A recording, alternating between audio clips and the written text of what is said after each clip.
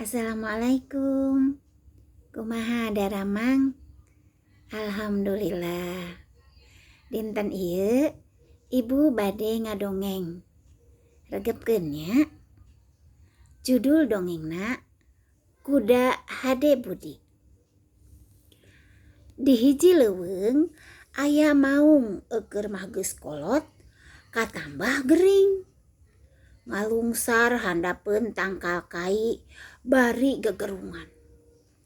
Sato-sato nu kungsi meunang ka nyeri ti manehna ngarumpul ngariung di hareupeun maung nu keur gegerungan teh. Cek munding, sia maung make gegerungan. Rek nyambat ka saha? Moal aya nu nyaaheun ka sia mah sato jahat. Munding ngomongna kitu bari ngagadil maung nu keur gegerungan. Nempo kalakuan munding kitu, sakabeh sato nu harita aya di dinya sareuri akei-akeyan. Kabeh sato nu aya di dinya ngaheureuikeun maung nu keur sakarat. Kajaba sakadang kuda. Nempo sato-sato sejen galumbira teh, manehna mah ukur gogodeg. Cek domba, kunaon sakadang kuda kalah gogodeg kitu? Lain tejeh tah si belang teh ku sampean. Lain baheula si belo ditekuk. Kuda nembalan, kaula mah lain teu ngewa kana kalakuan maung teh. Ngan waktu ieu kaayaanana pan keur gering parna. Manehna teh keur sakarat.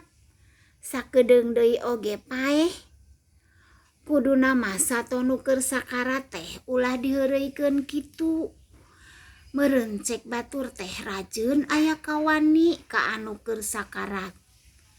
Mending ge urang ubaran yuk.